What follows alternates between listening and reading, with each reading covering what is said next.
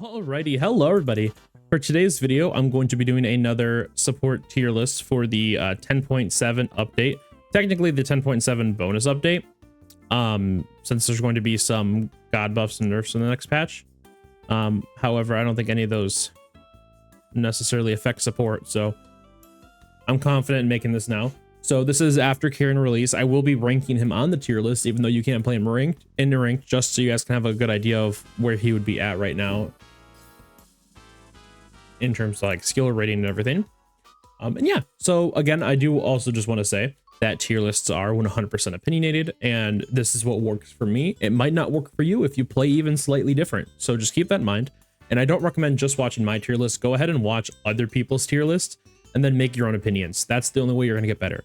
You know, I could think that a character is good, but somebody else could think a character is bad. Find out why. Why do I think that character is good and why do they think it's bad? Make your own decision. It's very important. Also, I will talk about the tiers real quickly before I begin. So S tier is, you know, top pick, top ban. So keep that in mind. A plus is, generally speaking, you want to prioritize these picks if possible. You know, S and A plus are going to, generally speaking, carry you through your ranked games if you're really good at those characters. A is balanced. They will fit on any team comp almost. You're never going to have a bad situation with them, but you could have better options. B is not bad. B is not bad at all. Please understand that B tier simply means that these characters are counter pick specific or comp specific, so you can't play them every game. You're picking these to counter pick an enemy character or enemy comp, or you're just you shouldn't pick these characters, or you shouldn't prioritize these characters first. You should wait and pick these characters. C tier is, you know, your bad characters who you should, generally speaking, avoid the character unless you're really, really good at the character. You have to build a comp around them. And then D is just kind of unplayable as a support right now. And then these are the Guardians, Warriors, Assassins, and Mages I will be talking about respectively. If you don't see a character here that you think I should talk about, please leave a comment and I will try to get a game with a few games with them to put them on the tier list. I did add Charon. I didn't add anybody else from the old tier list, simply because I didn't have enough time to play any other Warriors or Assassins as support, but we do have all the Guardians just as a baseline. So if you only care about Guardians, then there you go.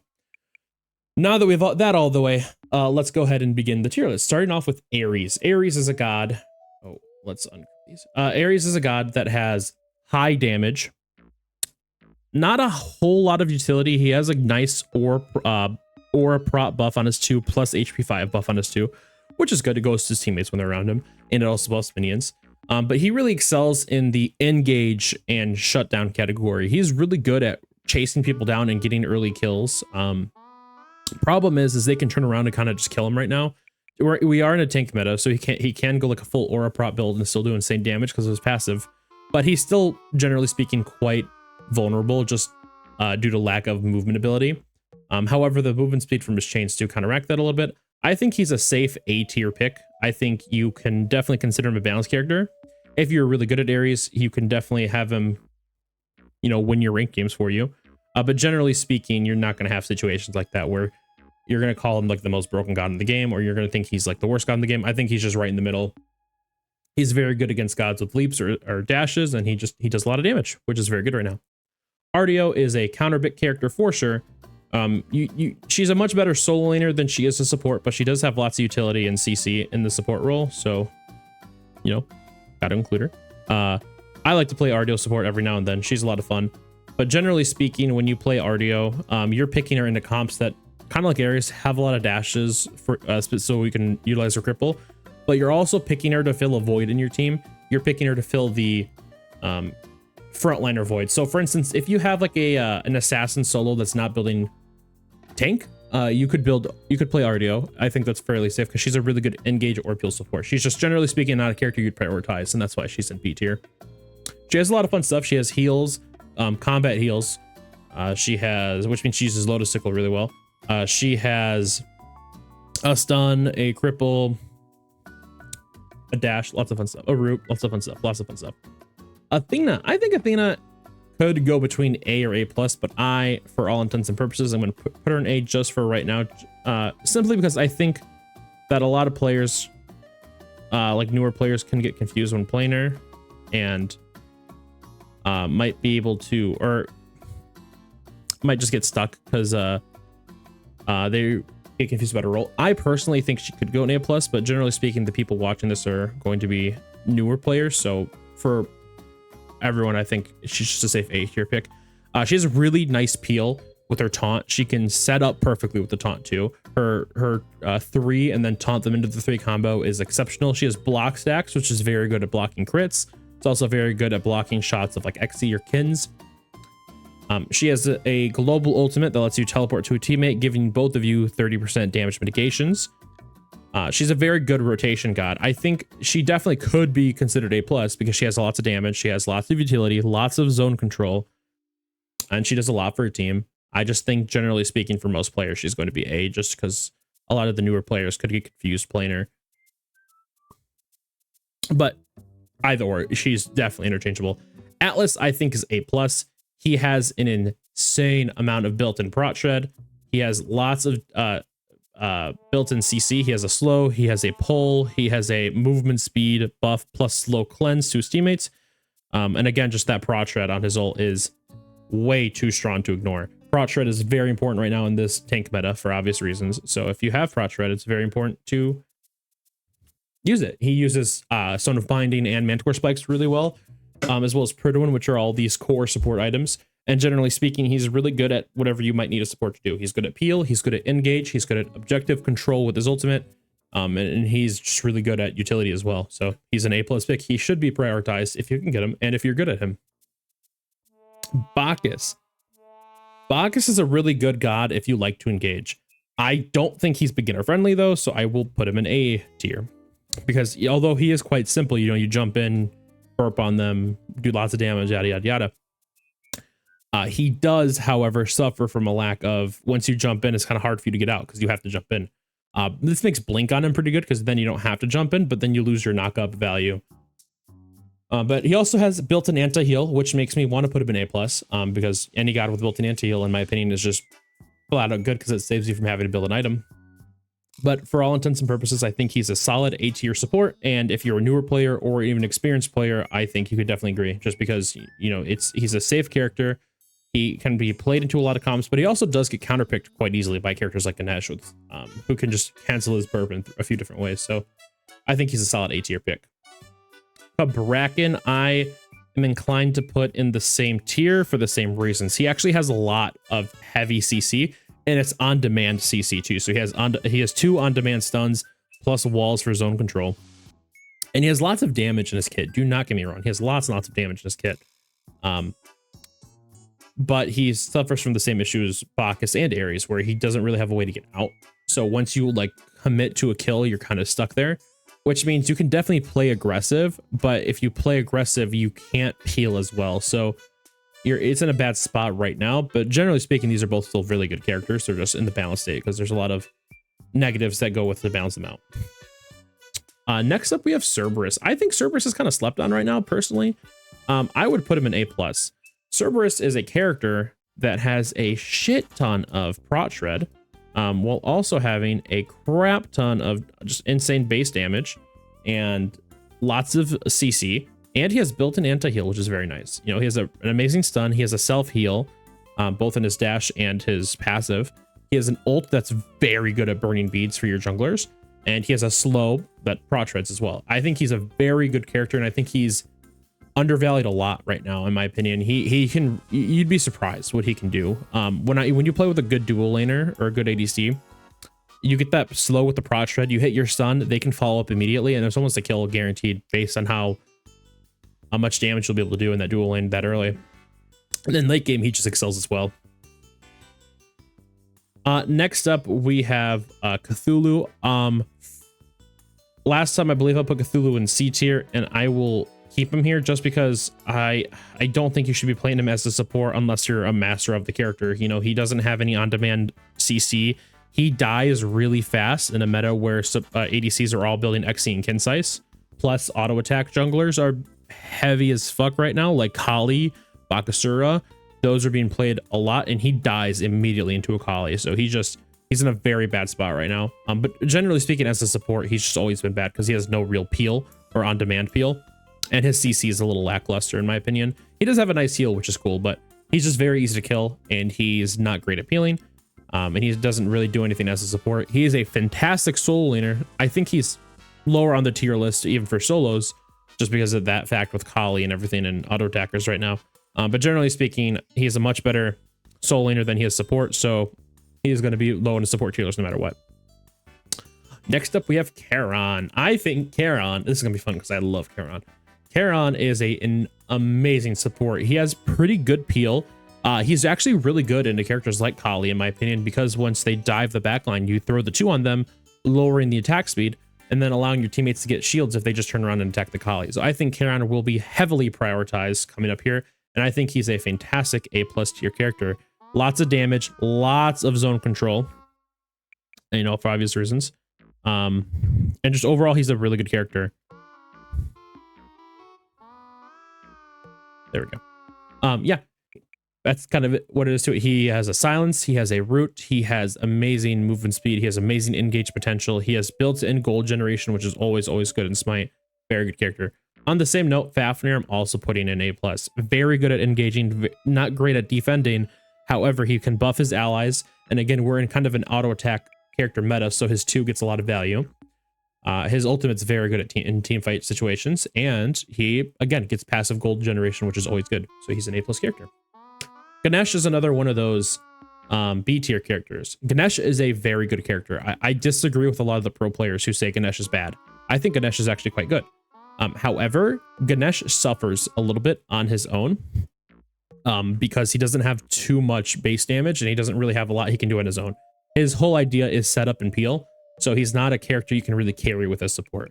You can peel out of your mind, though, and he's a very great counterpick character into a lot of junglers that are being seen right now, like Susano and whatnot. He just shuts down Susano completely. But that's kind of what he is. He's a counterpick character, so he's not one you would really prioritize. He's one you would pick after you wait and see what other characters the enemy team has picked. Again, I want to clarify, B tier does not mean they are a bad character. It just means you're not picking these first. You're waiting to see what the enemy picks, and then you pick these characters. Yeah, but Geb is so strong right now. He's an A+. He could melt backliners when you go to the E-staff build, like you go full defense E-staff last item, and like Stone of Binding somewhere in there. He destroys backliners. Super tanky. He has anti-crit built in, which is always good. He has an amazing shield, which does get countered by erosion and some relics. However, he's still in a very good spot right now and should definitely be considered as one of your top support pickups. He's very strong right now. I am in love with Geb. I've always liked Geb, so I'm very happy he's in a good spot. Jormungandr, I think, is arguably the worst support in the game of characters that are designed to be a support. Simply because he does lack a little bit of peel, the same as Cthulhu. Now, I do rank him under Cthulhu, simply because Cthulhu does have a little bit more reliable CC than Jormungandr. Jormungandr's only real thing he can do to peel you off of his teammates is to 3, which takes a long time to actually go off, because you have to go down in the ground and then pop up. So it's definitely not on demand. Whereas Cthulhu has a little bit more, so you can dash into you and whatnot. I think both these characters are honestly equally bad, but Cthulhu just having a heal and a little bit more CC grants some merit. And again, Jormungandr just kind of dies to characters like Kali and whatnot, so just not a great spot. All right, next up we have Khepri. I love Khepri. Khepri is a fun character. He's okay in tank meta. He's not a good ranked character because peel is good in ranked, but characters who only peel aren't the best in ranked. If you're trying to carry the game, that's why these characters, generally speaking, do a lot better, because they can peel and do other things. Khepri's whole shtick is he just peels and saves lives. He's very good into heavy dive comps, so I'd say he's a counterpick character. He's not bad by any means. He's just not one you'd prioritize right now. Executes are really relevant, and also you would just, generally speaking, use him to counterpick dive comps. Kumba is a very similar character. His CC is very strong. He's a very good single target CC god, which means he can pick one character and say, I don't want you to play the game. So that's what he does. He's not very good in team fight situations as a whole, just because he's really, his whole thing is, I pick a character, they don't play the game. He's very good in Akali, but he doesn't do a lot in his own. He's a counterpick character, which is why he's the B tier. Kuzenbo is still S tier, 100%. He's received no nerfs. He is still a very dominant character. He can out damage your entire team with a proper build if you build him tanky enough. And then you throw in a last item damage item just because his reflect has so much value. And he has so much CC, so much control. He is such a strong character right now, and he's so tanky generally on his own because of those passive mitigations. So please learn how to play Kuzenbo. Pick up a Kuzenbo on your team, or add a Kuzenbo to your god pool. You'll be super happy that you did.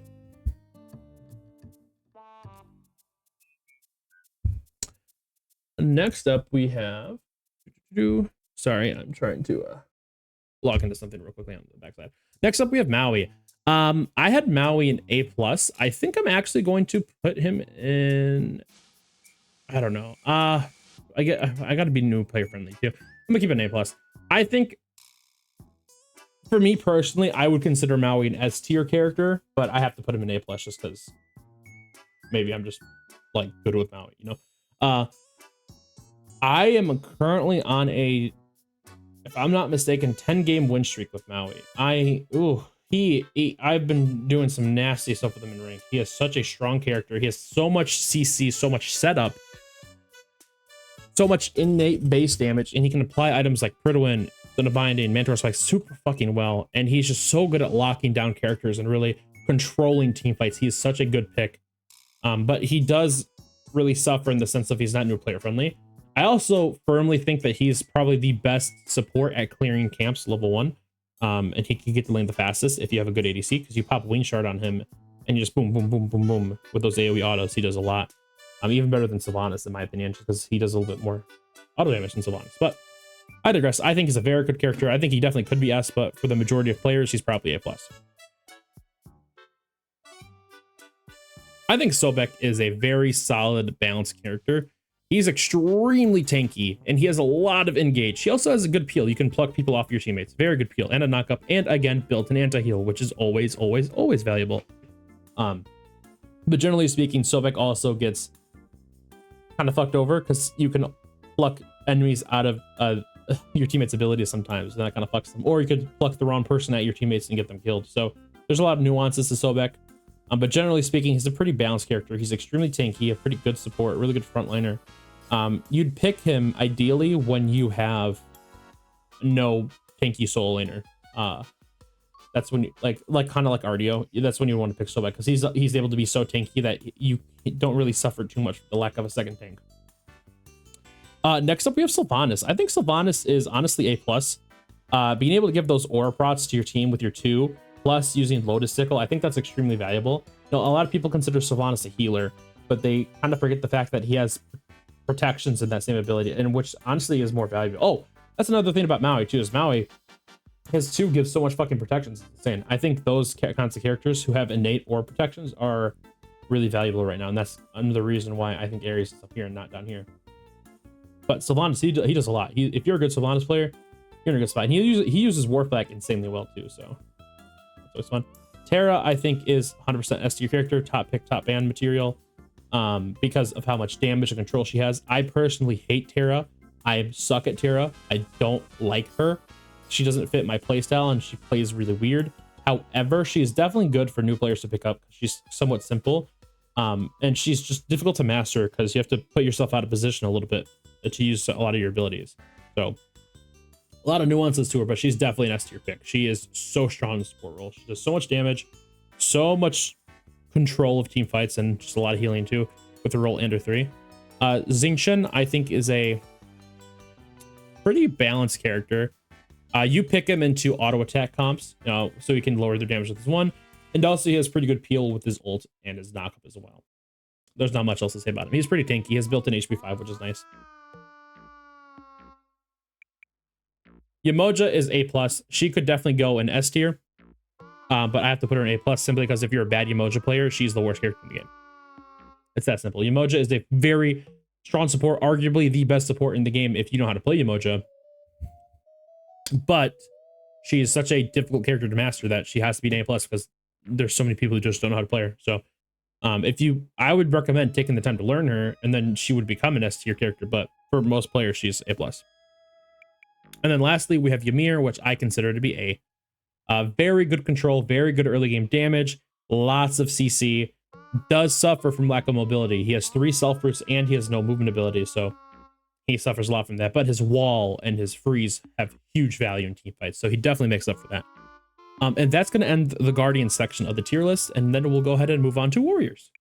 Alrighty, so thank you guys for sticking around. Hopefully I didn't offend any of you by putting my Guardians where I did, and if I did, I'm sorry. It's just my personal opinions and how I've seen them handle and ranked and whatnot, and just general play. But also by just watching pro streams and whatnot and hearing what they have to say. Yeah. With that in mind, let's go ahead and talk about Warriors. There are a lot of Warriors I could include on this list. These are just the ones that have been like top play in the past and what I have lots of experience with. So yeah. Starting off, we have Amaterasu. She's going straight into B tier. She's a fun character. Not great in solo right now, thus not great in support either. She's really good if you want a character to really, if your goal is, if you think that like objectives are going to win me the game, she could definitely be a good pickup. You know, her 1 and her 2 lets her melt objectives really easily when you have a good team. She has really good engage potential with the ult, and the 3 is really good at just, you know, peeling as well. But other than that, no real forms of peel. So other than the ult and the 3, which aren't that great, but they're still pretty good. So other than that, she's not the best. That's why she's in the B tier. You know, you're picking her for a specific purpose. You're picking her because, actually, you know what? I think I'll put her in C tier for right now. Because you're not really picking her to counterpick anybody. You're picking her to fill that void. So you're only really picking her if you are a master of the character and you have a plan and you have to build a comp around her. So she is going to go in C instead of B. I think she could be pretty good, but based on what I said, I think it's fair to say that she belongs in C instead of B. Horus, I had an S before. I'm going to move him down to A+. He actually does suffer quite a bit from not being able to use Pridwin, but that's about it. That's why I have to move him down, because he can't use Pridwin, because it just doesn't work with him. So sucks to suck, bro. He has so much fucking engage and peel. His stun knockup combo is insane. So much prot shred too, which is always good. He has a heal that's amazing. He has a fucking amazing ult if you use it to close escapes or to backdoor or to use it as a satellite when you're doing objectives. He has so much potential as a character. He's such a strong character. Maybe one day he'll be able to use Pridwin, but his ult having that shield kind of fucks him over. But it is what it is. He's still a very good character. I've been winning lots of ranked games with him, so yeah. Hercules, as a support, I think is probably C tier right now. Same with Amaterasu. When you're playing Herc support, you're kind of a worse Kuzenbo because you're doing the same thing. You're trying to put them under the tower.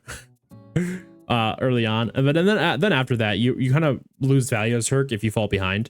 He uses War Flag really good, which is nice, but generally speaking, Herc as a support, your goal is to waste the enemy jungler's time or the enemy mid laner's time and just deny them a farm by either chasing them around the map or seeing their camps. And so with that specific of a playstyle in mind, you have to build a team comp around him, which is why he's in C tier, because you have to build around him instead of building him into a team. Same thing with tier.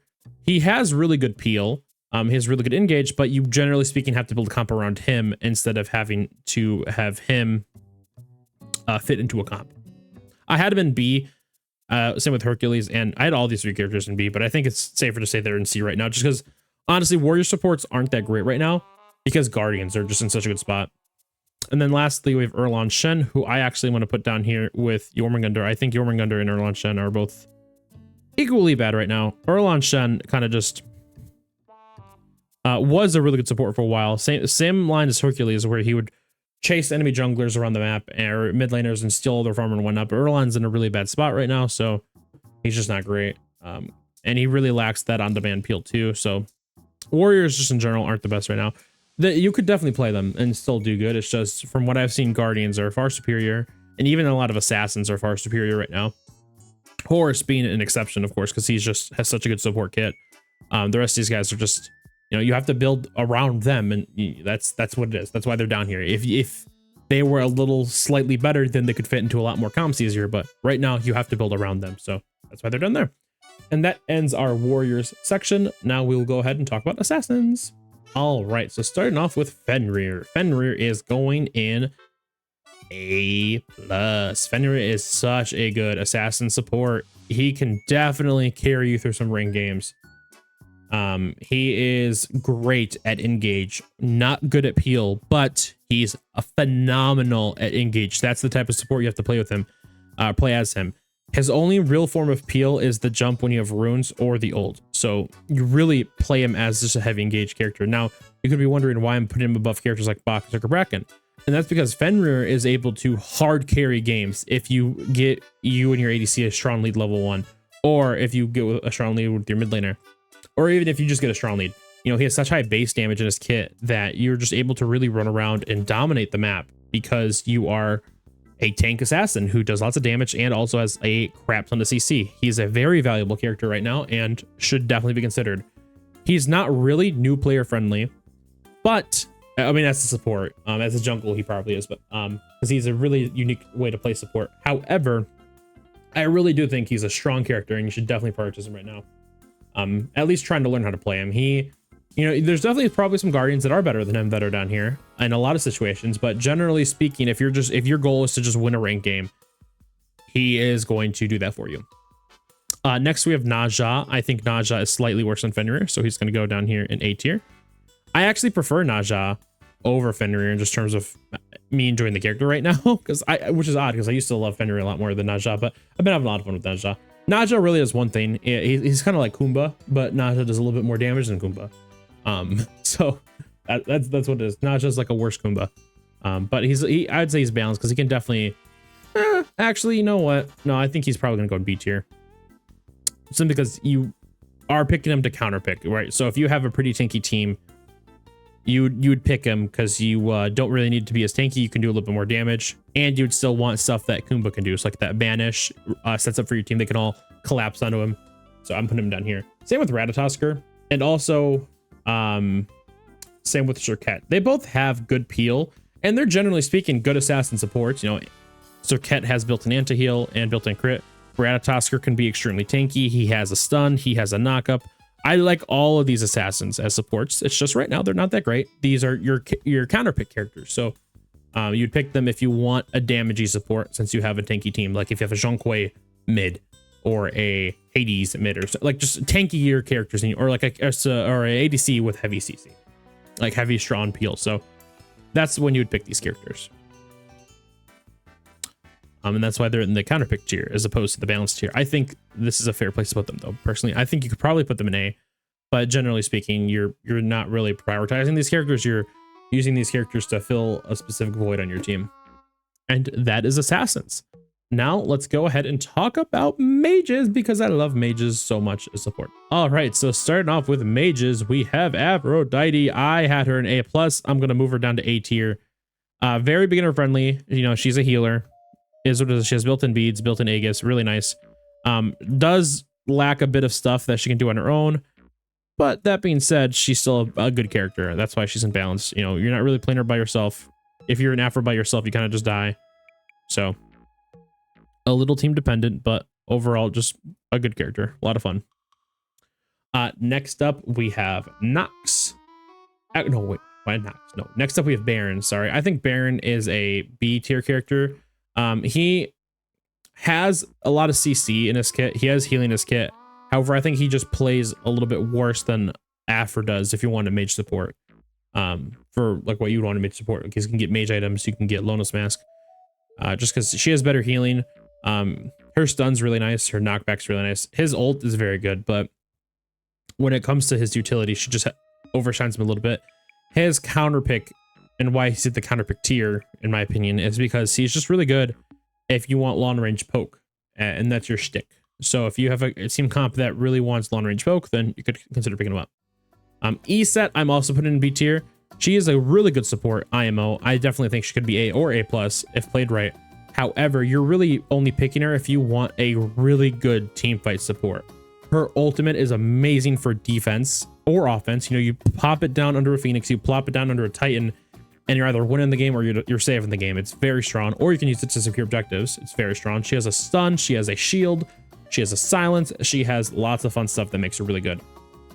Overall, though, you're not prioritizing her. You're picking her if your team needs a little bit more team fight control or objective control. Hell, I think, is same tier as Aphro. She has no peel whatsoever. However, she has so much healing and movement speed and a free beads in her kit that she has lots of value that way. And then lastly, we have Nox, who I think is also A tier. Nox just has a really good support kit. She can buy Lono's Mask, which is really nice. She has a root, she has a silence, she has a really nice dash, which lets her to get to escape or get in really easily. And her ult is very powerful as well, and it also provides a lot of utility, allowing you to reduce the enemy team's damage. So this is my tier list. If you guys disagree, that's totally fine. This is just what I've been seeing lately. I know a lot of stuff has moved from my last tier list, just because I'm changing my mind on how I want to make this tier list, if you know what I mean. Instead of it being like these guys up in B and some of these guys up in A, I'm being more fair to them, because realistically, although I do think these are A tier characters, you're not prioritizing them. You're picking them to fill a void, you know? So that's my tier list. Hopefully you guys feel I was fair. And if not, please explain why. And I would love for my mind to be changed. And again, if you think I should add a character, let me know. That's going to be it for me, though. I hope you guys all have a great day, and I love you all. Talk to you later.